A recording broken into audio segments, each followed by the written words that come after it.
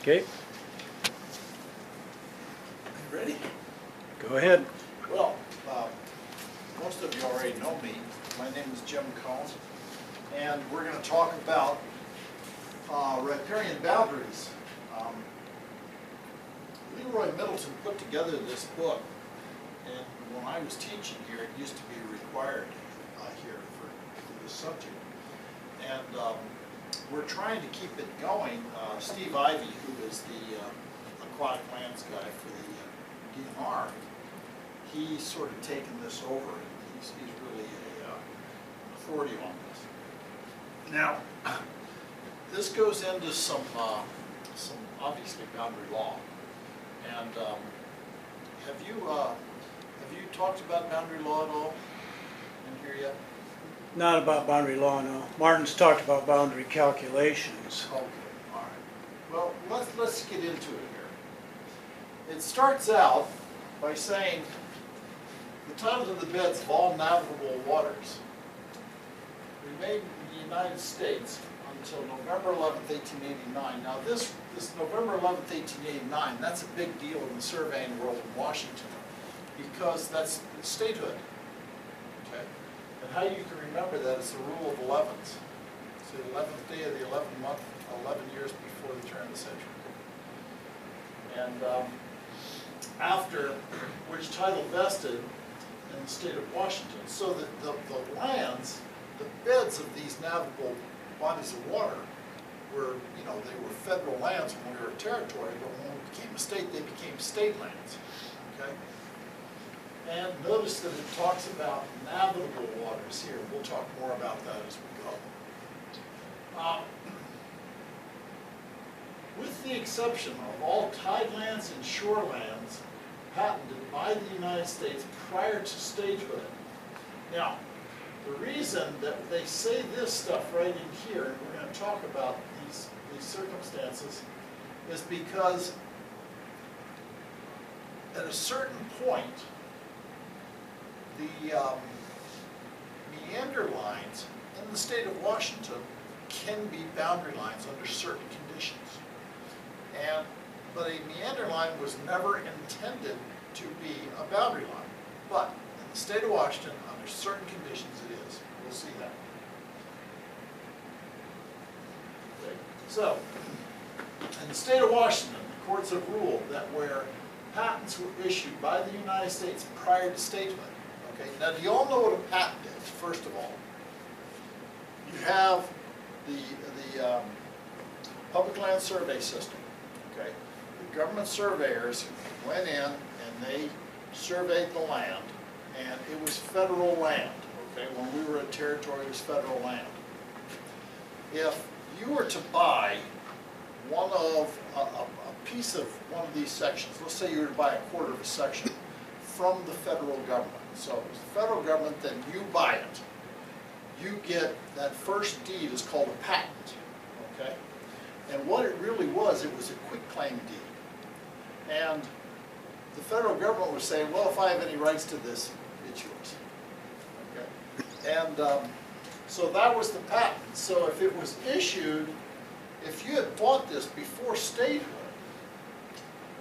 if the waters are navigable, the boundary is the line of ordinary high tide, and we'll talk about that as we go along, or the meander line, which is ever seaward, which is ever further out. Okay?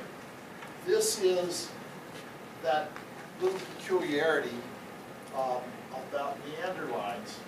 Now, I will say that there are cases, there are circumstances in the public land survey system when a meander line can also become a boundary line. But that's very rare, and we're not talking about the public land, so we won't get into that. Where patents were issued by the United States after statehood, the boundary goes to the line of ordinary high tide.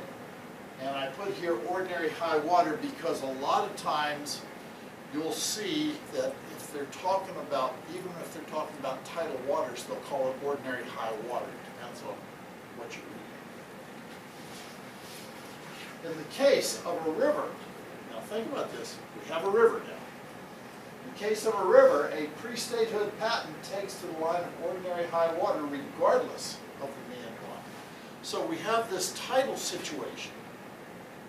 And we even have some lakes that you could have meander lines as the boundary line. But rivers, all bets are off. It just goes to ordinary high water. Okay? You all with me on that? The state of Washington under WAC 332-30-10640, which applies to the Department of Natural Resources, and the port districts define navigability as, navigability or navigable means that body of water capable or susceptible of having been or being used for transport of useful commerce. Okay, that's kind of what's useful commerce, but stay tuned. It'll get more involved. The state of Washington considers all bodies of meanderable by the government surveyors as navigable unless otherwise declared by the court. So, what they're saying here, if in the state of Washington, if you have a body of water that's been meandered, Washington says that's a navigable stream, or that's a navigable lake, or something like that. Now, unless there's a court case saying different, because in the public land survey system, when they were doing this stuff to begin with, they were supposed to meander all navigable bodies of water and rivers that were non-navigable but 3 chains or greater wide, up to the point where they weren't 3 chains wide. That's what they were supposed to do. But Washington comes back and says, if it's been meandered, it's navigable. Okay. So there's a difference there. So here's the effects of statehood. Now, this government lot here, this piece of property, it was patented in 1881, prior to statehood. This one down here is patented in 1990 or 1891, after statehood. Okay. Now, the boundary for government lot 2 is the line of high tide, right through here. We're out here on Puget Sound. So it goes from here, follows the shore of the high tide to there. This one, that was patented in 81, would take, from the corner, take the meander line out here to this angle point, and then the meander to where it hits the line of ordinary high tide, and then it takes ordinary high tide. So this would be a little more challenging to do. Probably when this thing was meandered, there was a little more land out here. That's why they put the angle point there. And here, well, it could have been eroded away, or it could have gotten lazy, whatever it was. But you see the difference between that? And the reason that I stress this so much is because it's unique to the state of Washington. And it was on my LS exam. I remember that. So, okay. Let's talk about tidelands. There's different types of tidelands. And let's talk about some definitions. First-class tidelands means the beds and shores of navigable tidal waters belonging to the state, lying within or in front of the corporate limits of a city. Okay, so first-class tidelands are tied to cities. And within 1 mile thereof on each side. So you have the city, 1 mile each side of the city. And between the line of ordinary high tide and the inner harbor line. So there's all these other things going on. And within 2 miles of the corporate limits on each side and between the line of ordinary high tide and the line of extreme low tide. Now, how many of you did I just get confused? How many of you did I just get confused but you're just not admitting it? There's a couple of them. Now, I've got pictures, so stay tuned, okay? Well, let's get through this a little bit. Second-class tidelands. Okay, we just talked about first class. Now we're talking about second-class tidelands. And this is all going to become clear to you.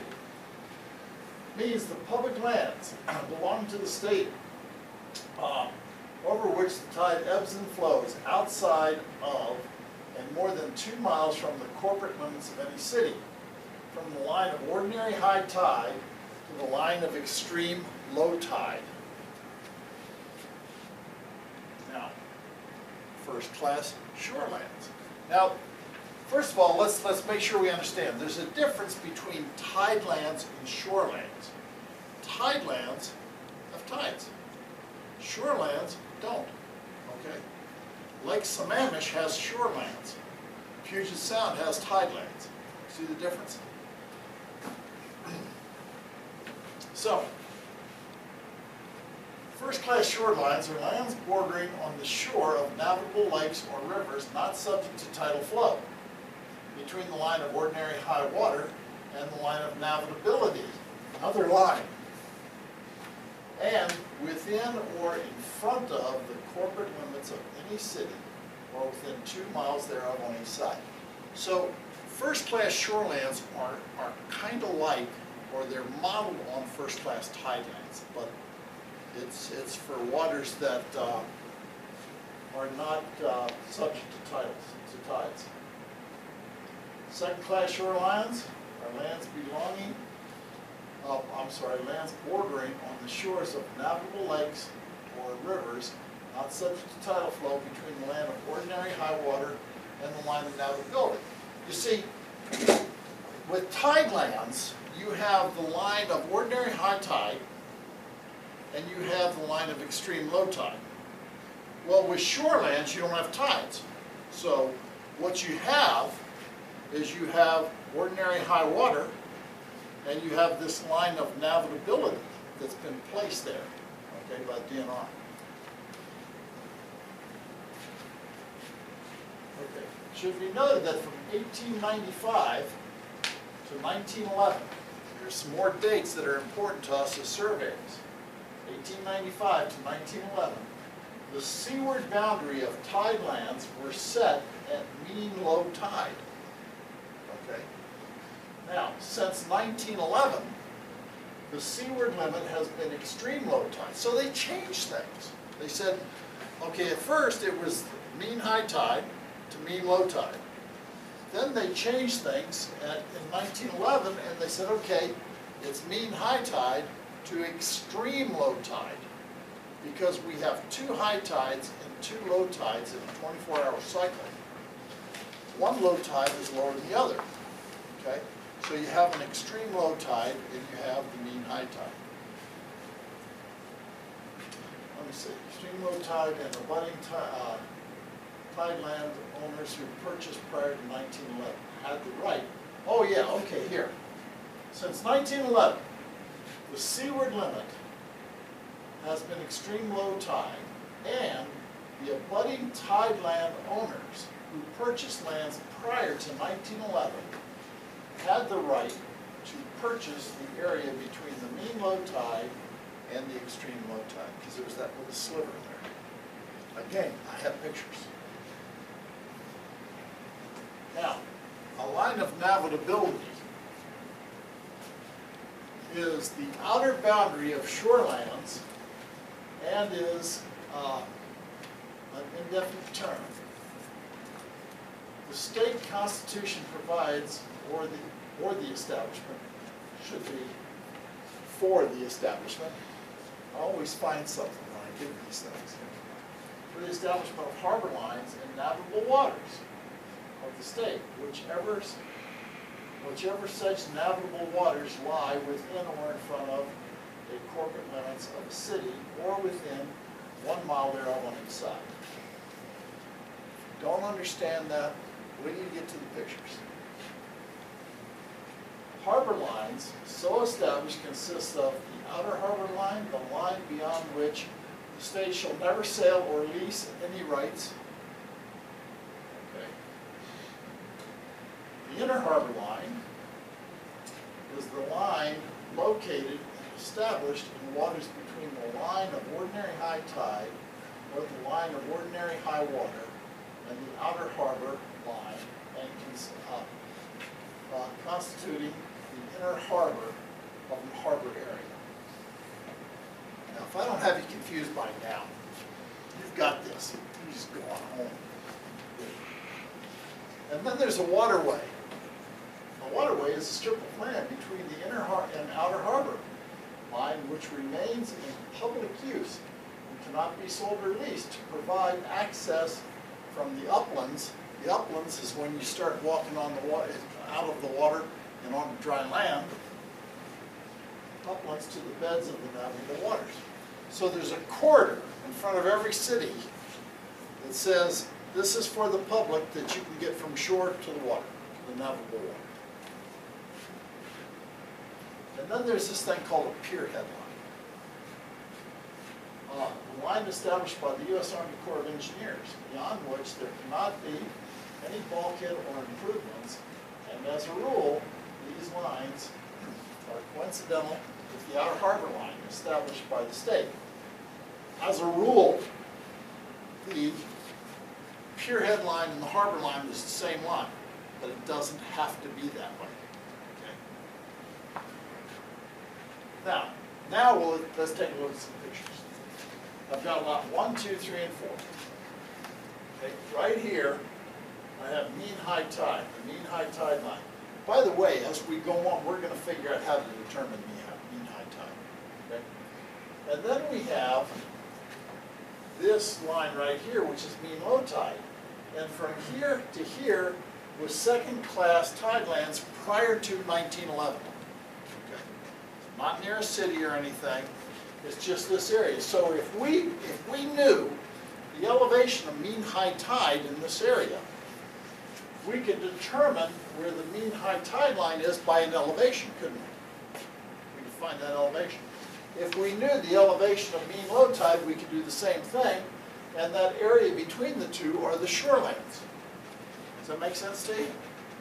1911 comes around, and the state says, well, what we're going to do is we're going to trade that mean low tide to extreme low tide. So then, if we knew the elevation of extreme low tide, we could plot that. And so you can see here that we have this gap between the two. Now, if you owned lot 2, and when you bought lot 2, you bought these second-class shorelands from the state of Washington, and you did it prior to 1911, you would have the first right of refusal for these lands out here.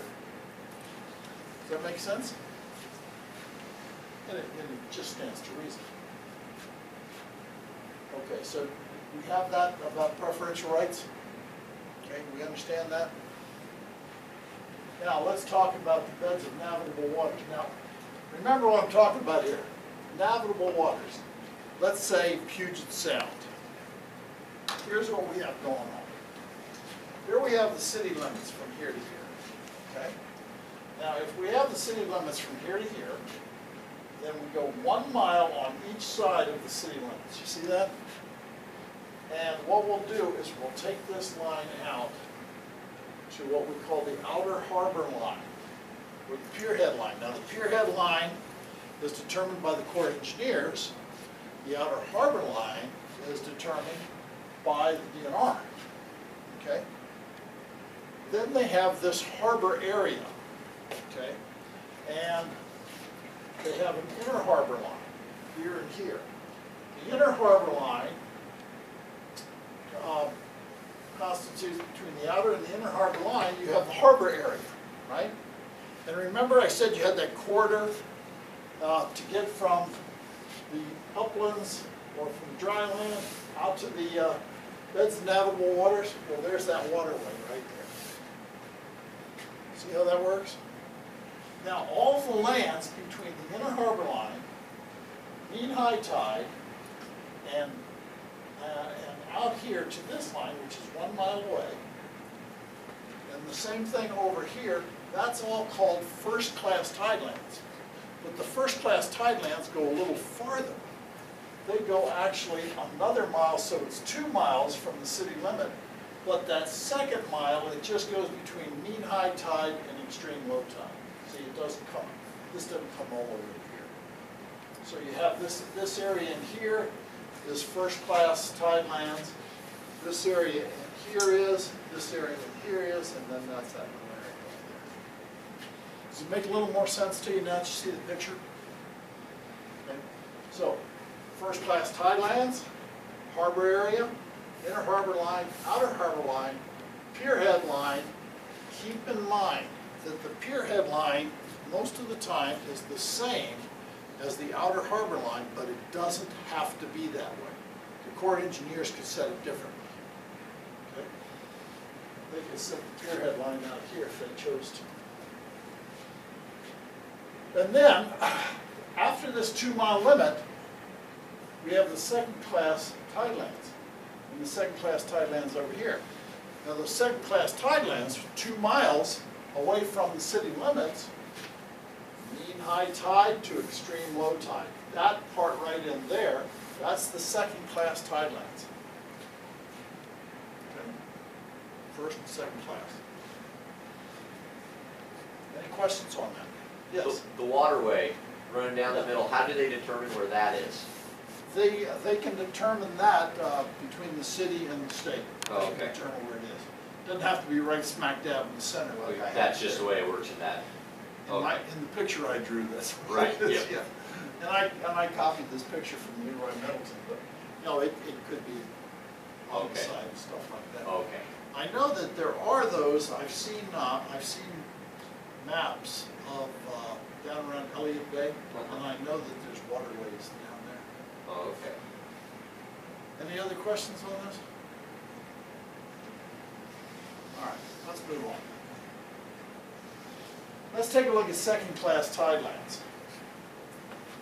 Now this is a cross-section. Here we have the ground going under the water down to here. Now, from here that way is the uplands, which means dry land, okay? At this point, it's the line of ordinary high tide, or mean high tide. That's where that would be. Now, down here would be the line of extreme low tide, how the tide comes down to here, okay? The area between here and here is the second-class tidelands. Now, you should be able to visualize that. Here we have grass growing. Let's just say, here we have grass growing, here we have a nice sandy beach, and here the water's always this to here. Sometimes water's up to there. Okay. Second-class tidelands. Any questions? So do the beds of navigable waters go up to the line of extreme low tide then? Stay tuned. Okay. Now, the beds of navigable waters would, yeah, it could go up to extreme low tide, but Okay. we'll see how that goes. Okay. Because I don't think you want to take a big ship right about here. No. Could cause a problem. Now, let's talk about second-class shorelands. Now, remember, that was second-class tidelands. What does that tell me? Tide goes up and down, okay? Now, second-class shorelands is right here. Now, we think of this as the Columbia River, okay? At Pasco, you know, up upstream. Okay, here we have the bed of the river right here. Here we have the water line up here, mean high water over here. Here we have the line of navigability. Now, the powers that be said, we have to stay so far offshore so the boat can go down here, okay? So this is the line of navigability, because what they're saying is from here to here, you could run into troubles. Now, if you have a canoe, you're probably all right. But if you have a big barge, it could be a problem. See what I mean? So from here to here is the line of navigability, and there are the second-class shorelands on the side.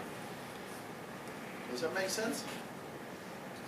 I told you the pictures. Pictures help.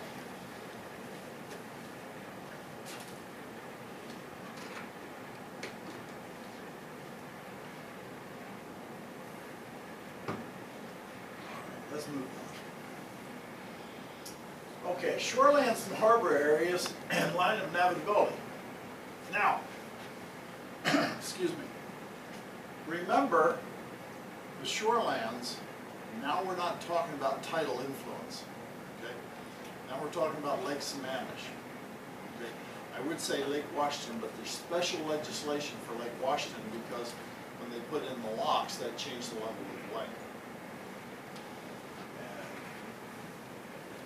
And what we have here, city limits, 1 mile each side, city limits. And then we have 2 mile, just like in the tidelands, right? But what we have here, this line here is mean high water, and this line here is the line of navigability. Okay, that was set. Now notice that the line of navigability is pretty close to the inner harbor line. And then we have the outer harbor line out here. This isn't necessarily coincidental all the time. They like to keep it that way for obvious reasons. You pull a boat into the harbor area, you want the end of the harbor area to be a line of navigability because you still want it to float. Right?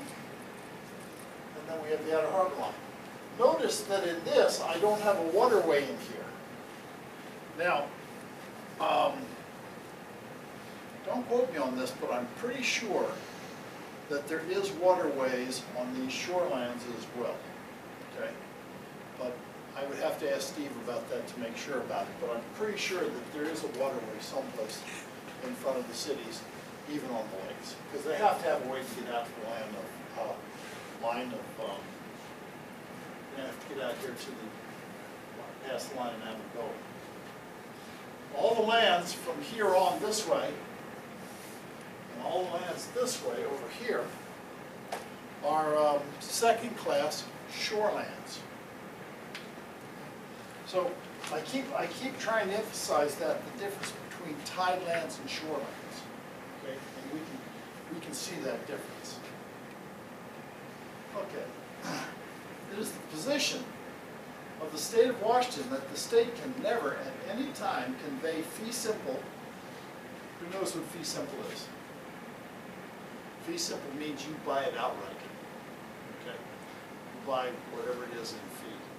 You buy your house in fee simple.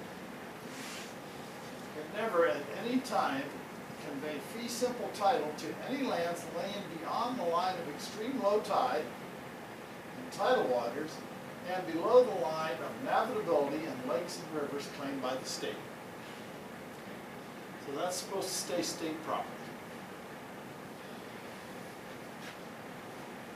Now, let's talk about different datums. Now, first of all, we all know what a datum is, right?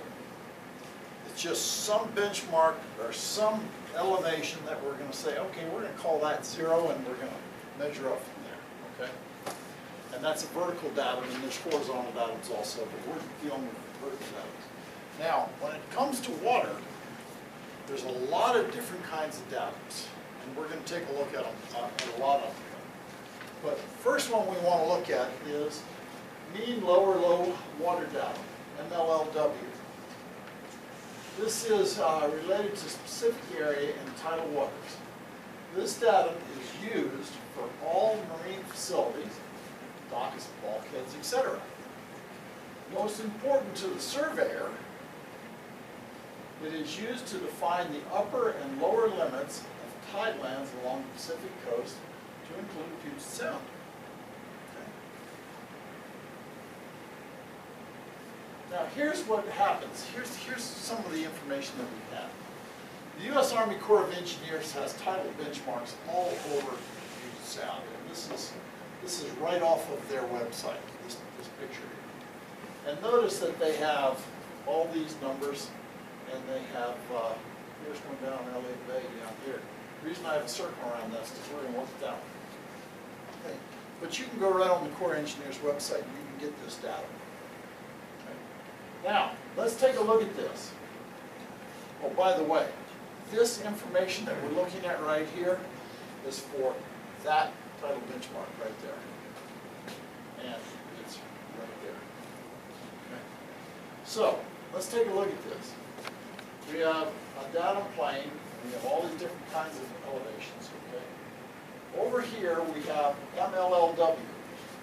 That stands for mean lower low water, okay? That's a given datum. That's the one that we were just talking about.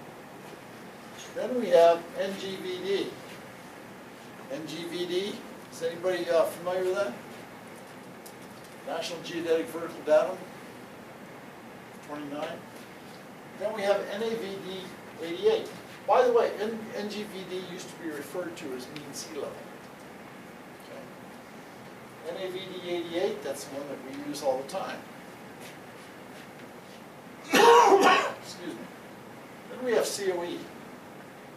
COE stands for Corps of Engineers. They have their stuff because, you know, they're running that iron ship and locks down there and stuff like this. And then we have the city datum. And yes, the city of Seattle has their own datum. And I don't know if they're still, I don't think they're still using it. I think that Gary Gavalis got rid of that, if I'm not mistaken. But they have it, and you'll see it on documents. So let's take a look at these. The highest estimated tide. Okay. Now, a tidal cycle lasts 18.6 years, and they've been taking these readings for all this time, and they can determine all these kinds of things.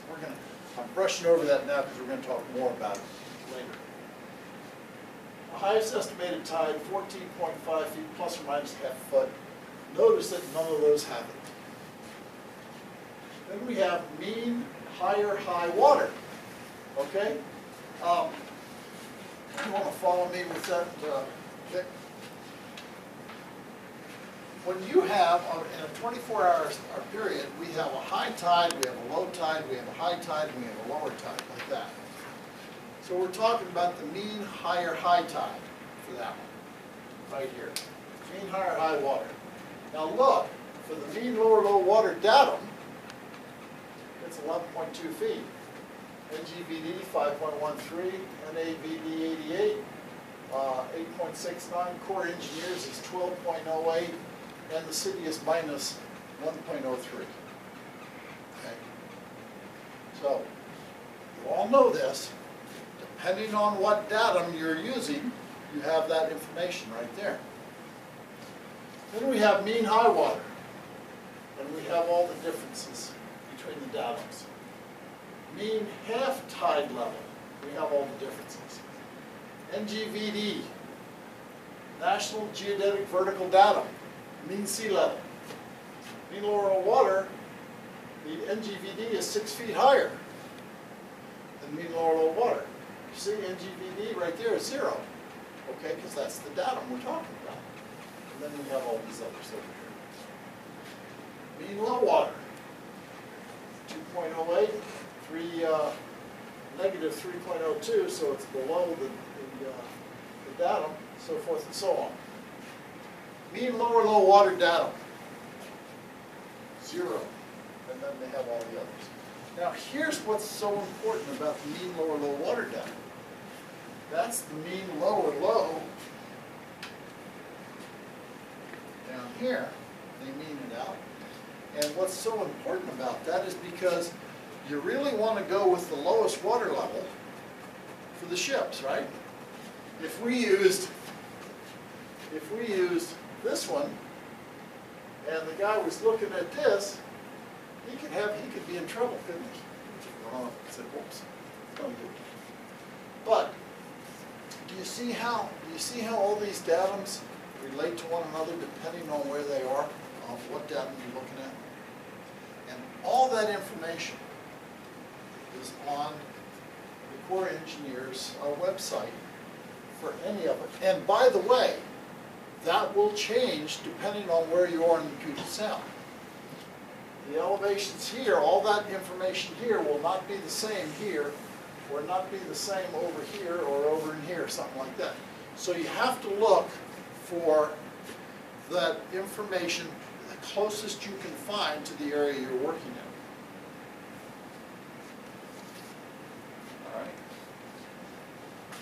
Questions on that? You all have that? So, did you say about the city? why they pay lower number being high? Well, when the city first came up with their own datum, they just chose a higher datum, that's all. I don't know how they did that, but again, the city doesn't use that anymore, that's been changed. But I don't know why they were all in negative numbers, but they were. I can't tell you why they did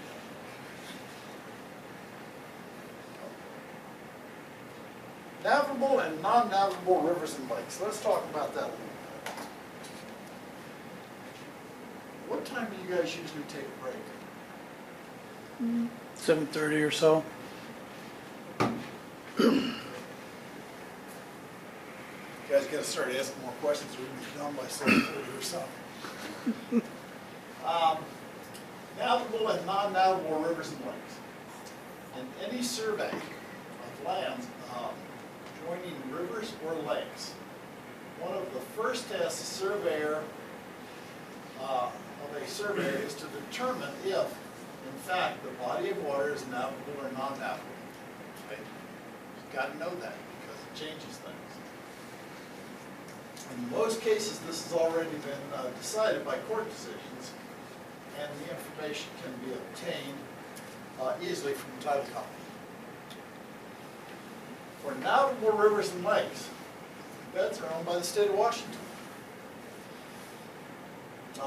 With the riparian landowner taking to the ordinary high water mark. Ha-ha, look at this. Ordinary high water mark. Okay, I just want to go back a little bit. Remember that, ordinary high water mark. Okay. Ordinary high water is the same thing as mean high water. Am I in your way here? I'm sorry. Take a look at this. There's mean high water right there. So what elevation are we looking at if we're looking for the ordinary high water? There's one, that's a different one, that's a different one, that's a different one, and that's a different one. Yes? Okay, so if this is for, you know, ships traveling through different waterways, it doesn't make sense to me, and I don't really understand why they choose different numbers, but wouldn't it be easier for everybody if everything kind of fit together? If it was all one? Yeah, it would. I can't argue with you on that. But from here over, this is a fixed datum.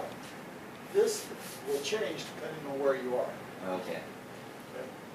Now, you can see that the mean high water, if we were looking at a piece of land, we would be looking for elevation 10.13 if we were on this, on that datum.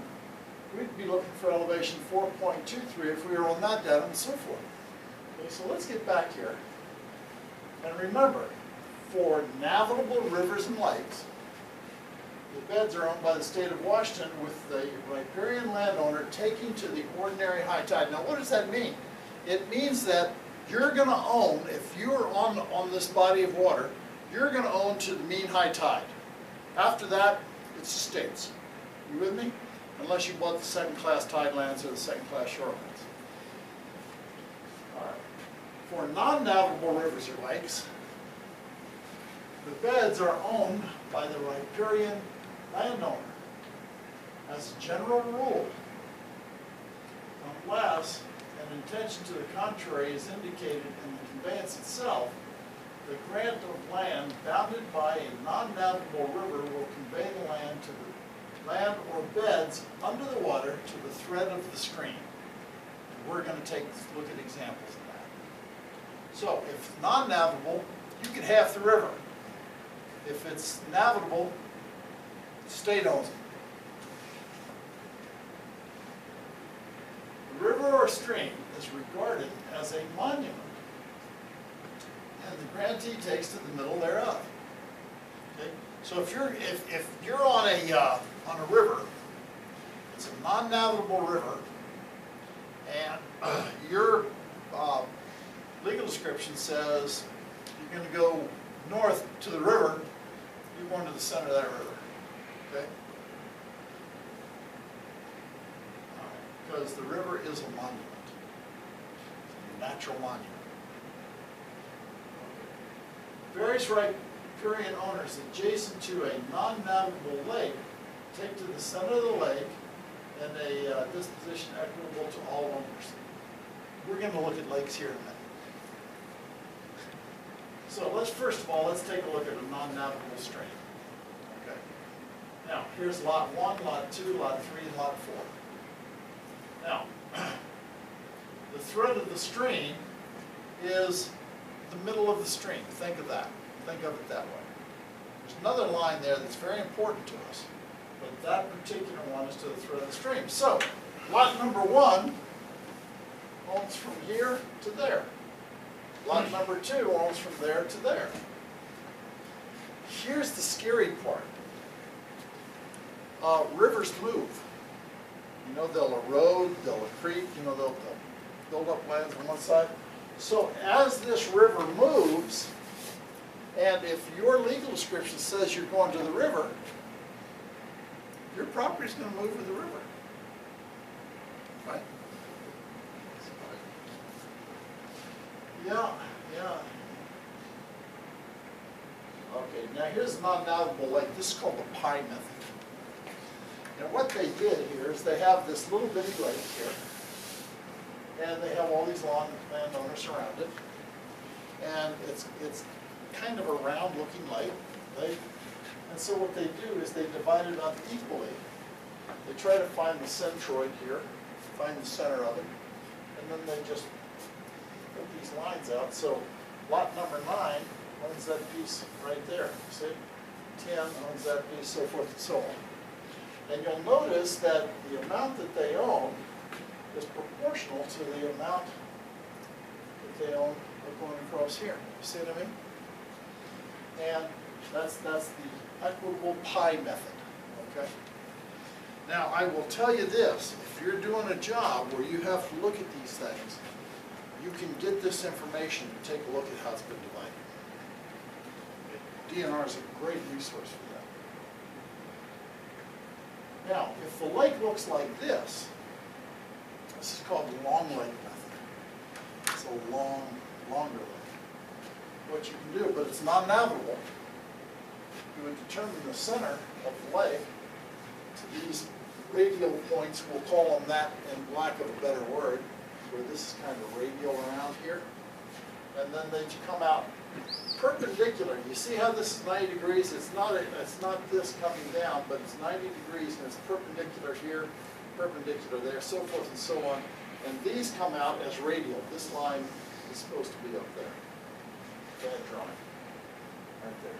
So this is the pie method here, and over here is the long lake method. So yeah, that's been divided up. Trying to be as equitable. And again, you have this much waterfront, you got that much. This much waterfront, you got that much. This much waterfront, you see how it goes? Along like that. Any questions on that method? Yeah. If this were a plat, would they typically show that on the plat Yes, line? they would, yeah. I've seen a lot of plats with that kind of thing. Any other questions on this? How would you, well, does somebody go down there and set a monument in the bottom of the lake? No, it's just on the plat. This is just like the public plan survey system when you have dashed lines. That means this is a corner, but it's not a monumented corner. Okay. Okay? That's a corner, not monumented. And the dashed lines mean it's there, it's part of your property, but it hasn't been surveyed. Saw lines are surveyed. Okay. So, Yeah. I think that now they came up on the river. I'm sorry? About the river, Uh-huh. say the property define the center line. Uh-huh. So this is happening in Tehuila. I will work in, they say property corner on the little stream. Uh-huh.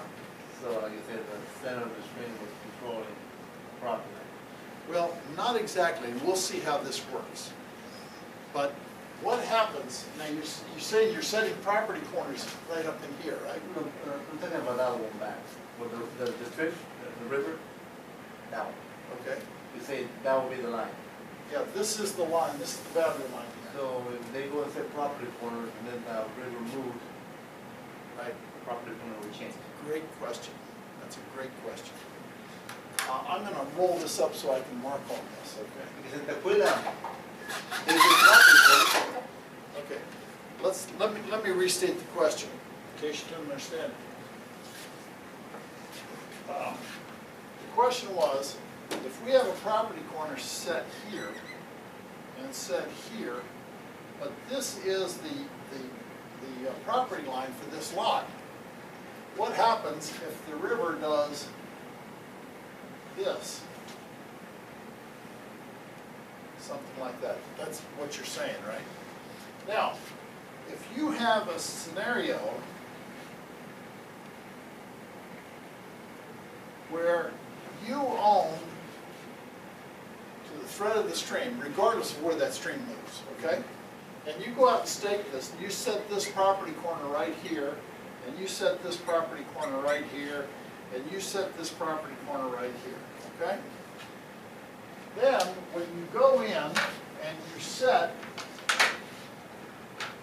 these property corners down here, this property corner right here, this property corner right here, and this property corner right here, because you're not going to wait out in the middle of the stream, okay? Those property corners here, these black ones that I put in here, that's just for line only. Okay. So, if that river was to change and do something like that, let's say, and come down through here and do something like that, and then the thread of the stream changes, and it comes, the thread of the stream comes like that, these property corners are still just showing you for line. You see what I mean? And that's how these would be. Now these up here, these are hard corners. They're not going to messy. But these corners here are just to guarantee that line.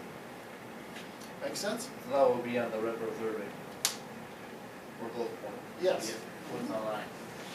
Exactly. Did you guys get that all right? Yeah.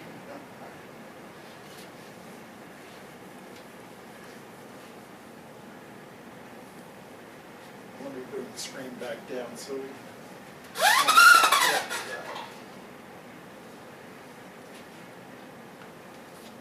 Okay, we talked about the pie method, and the pie method would be the same thing. If we had property corners along here, that would just be to guarantee that line. See what I mean? So if the lake dries up, all the upland owners get a equitable and proportionate piece of that lake bed then? Yeah, exactly. That's a good point. I'm glad you brought that up. Let's say the lake dries up. It's called reliction. Not there. No, Not there.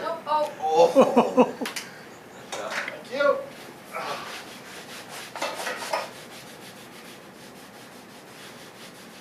Don't tell Juliet.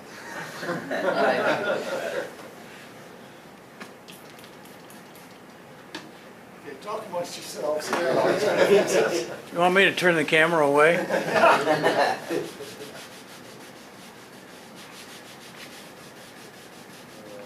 somebody bought a screen. This is not good. Let's try some clear paint. Yeah.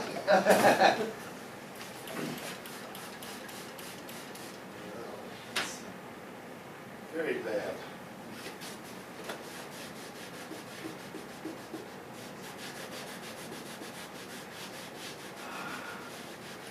Well. Where? Hey, look, it's gone. Yeah. Anyhow, getting back to what you were talking about, the reliction. If, let's say the lake dried up to here, okay, then you can see how this would come out, come up, come up. Now, if this moves, if, let's say the lake dried up, the lake dried up, but it dried up and it was over here now. Well, there would have to be some kind of meeting of the minds and things would change, wouldn't it? Okay, so that, you can imagine how many attorneys are going to get rich off of that scenario. Okay. Maybe I should keep these over here. Give me time to think.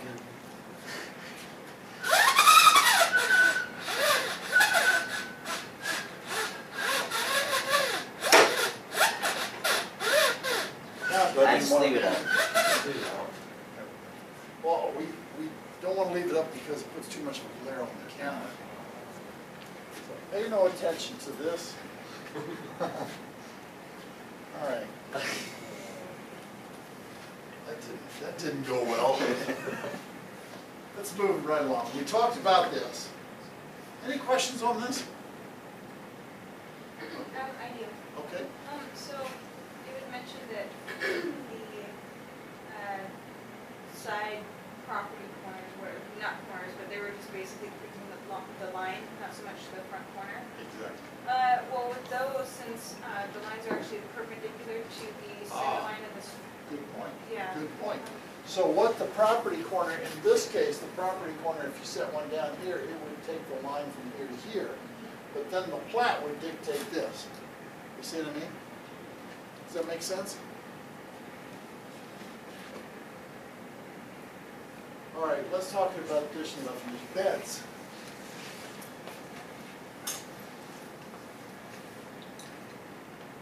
That area where the water, that area where the action of the water is so usual and long, continued in ordinary years, to mark upon the soil a character distinct from the bank with respect to vegetation and the nature of the soil. Now, here's what they're trying to say here. The beds of the river go from the line of vegetation to the line of vegetation.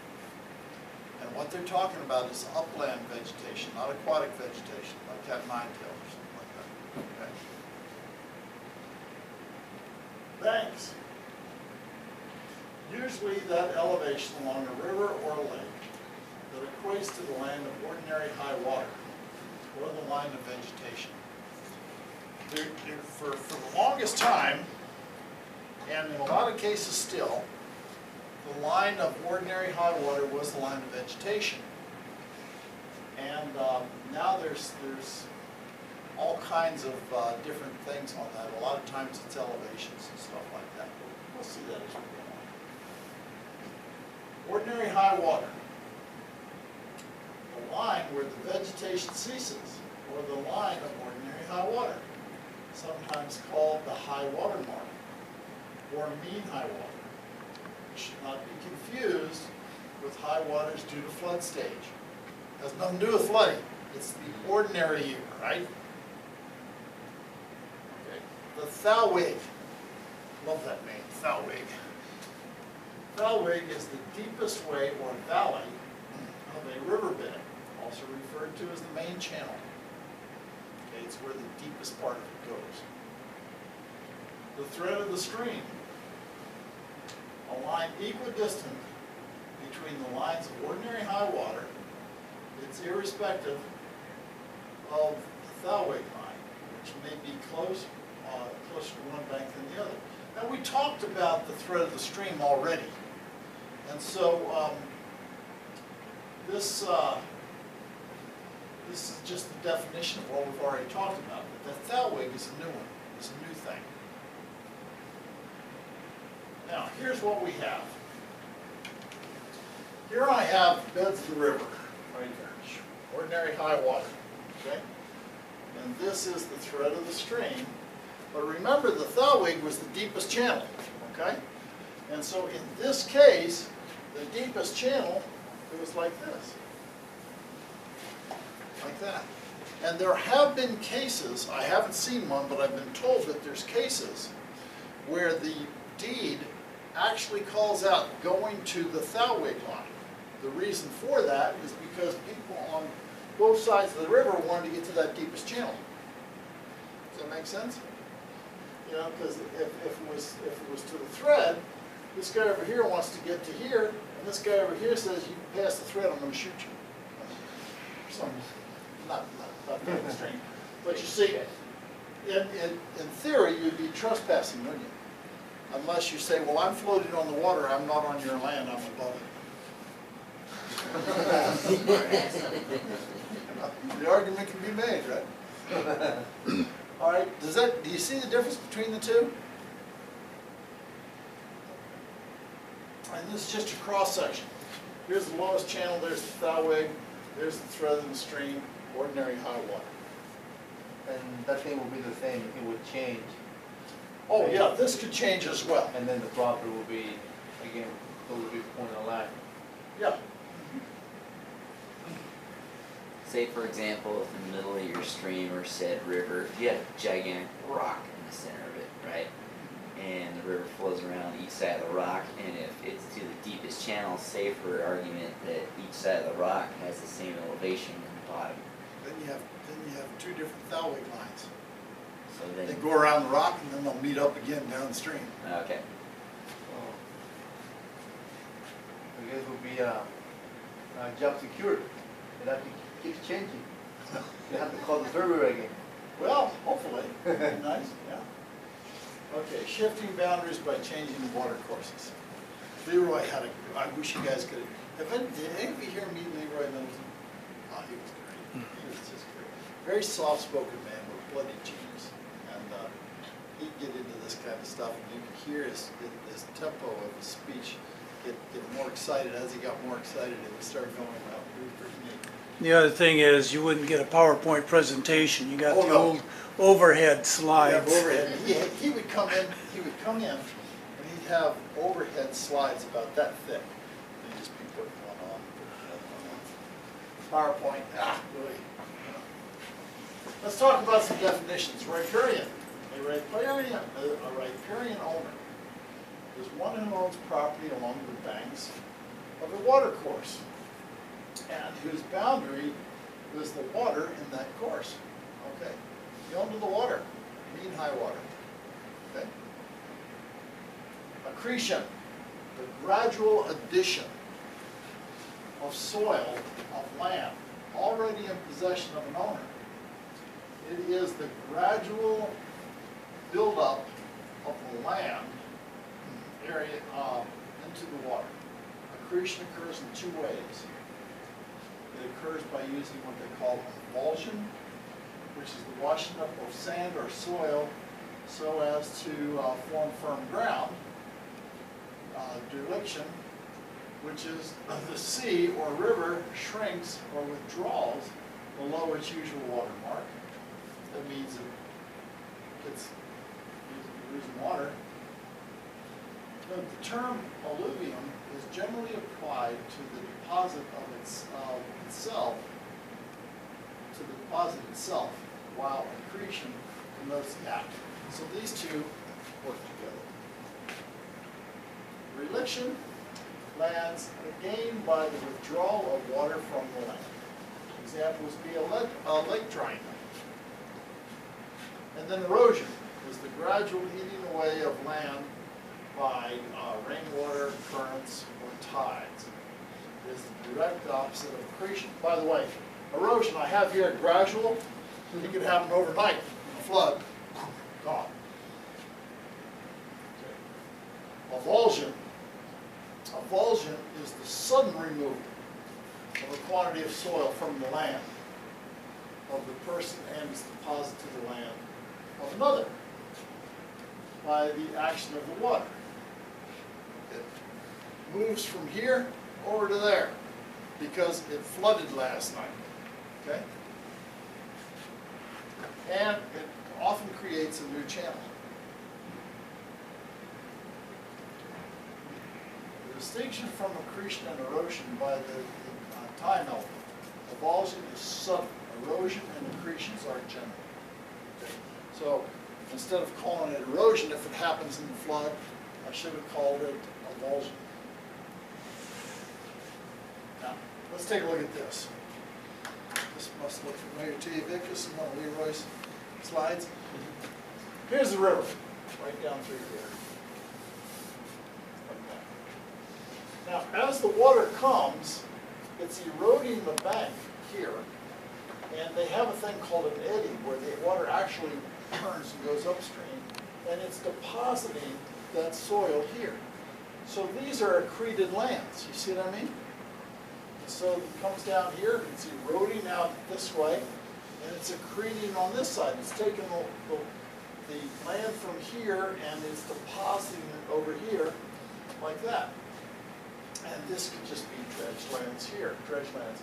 Now, this right here, this what they used to call an oxbow, they still do. After a while, this is going to keep eroding and it'll literally cut a new channel over time. Okay. But those are the accreted lands. Any questions on that? All right. Lateral boundaries. A complex survey problem is encountered when there is the need to ascertain and survey on the grounds and sidelines or lateral boundaries of tidelands or shorelands ownership. The general rule, as supported by court decisions, is that in the case of a fairly straight beach, the property lines extend at right angles to the beach line. In the case of a cover or overhead, however, there is practical difficulties. Okay, the general rule is that upland property owners are entitled to pro rata or equal division of tidelands or shorelands. This technique involves extending the lateral boundaries at the shorelands proportional to the widths of the figures at the line of extreme low tide. Now, that being said, I'm sure I have you confused again. But every time that I have you confused, I always have a picture. So, let's talk about this. Here's what I'm talking about. If we have these lots, 1, 2, 3, 4, 5, the line of ordinary high tide, okay? Mean high tide, okay? And what we want to do is we want to equitably divide these second-class shorelands up to sell to these landowners. You with me here? What we could do is we have this line here, and we can make up a ratio. A is to B as A is to B. So we can measure the distance from here to here, and we can measure the distance from there to there, and we can make a ratio. But because this is so straight, you see how straight that is? It would probably be perpendicular and bring it straight out, perpendicular. You see how that works? And that would be equitable, because if you have this much waterfront here, you could come right out, you'd have that much there. You see what I mean? So forth and so on all the way down. Does that make sense? Pretty easy, right? Straight beach, nothing to it. Now, what about this? Here we have, this is called the cove rule. We got this little cove in here. Now we got to do something a little more scientific. Not a lot more scientific, mind you. It's just a little ratio thing that we're going to do here. What we're going to do is we're going to determine the distance from A to G. Okay? And we're also going to determine the distance from A to G here. You see what I mean? We're going to make up a ratio. AG, the small distance, is to the large distance, capital A, capital G, is the same as AB is to AB. And then we're going to solve for this. You see? AB is going to equal all that. And what that'll do is that will tell us this ratio here would be proportional here. Does that make sense to you? And then we're going to keep all this. And the only thing we're going to change is this. The next one we're going to do BC. See what I mean? And we're going to have BC down here. So we have this to that. And we're going to solve for that. And we're just going to continue this ratio all the way down. Does that make sense to you? See how that works? And it's a simple ratio down here. So when they do that, that doesn't seem to take into account area. No, has nothing to do with just area. distance. Yeah, it's linear distance. And the thinking is here, that the linear distance of the shoreline you have here is proportionally the same here. You see what I'm saying? So this, you see how long that is there? And then we have that little part there. Because remember, it's all of this is to all of that, like this is to that. Okay? And we can cove rule.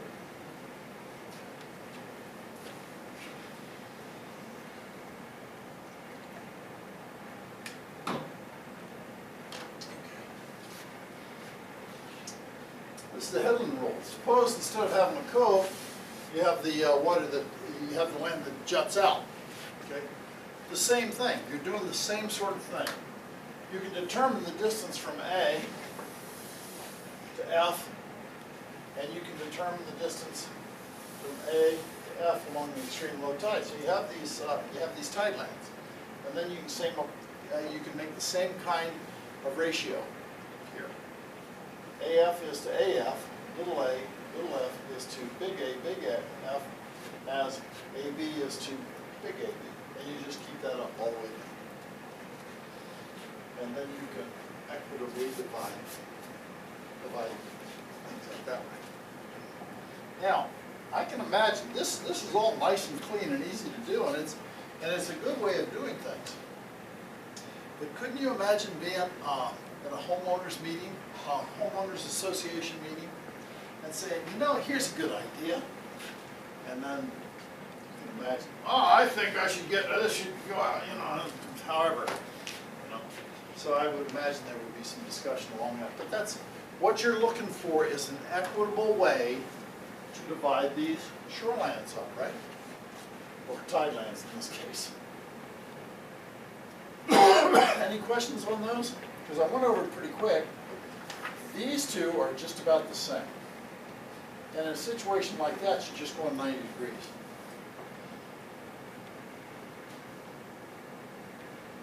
Okay, I'm going to stop right here for now. Why don't we take our break now? And then after break, we're going to come back and we're going to discuss some of these things, because there's a few more things I want to talk about, okay?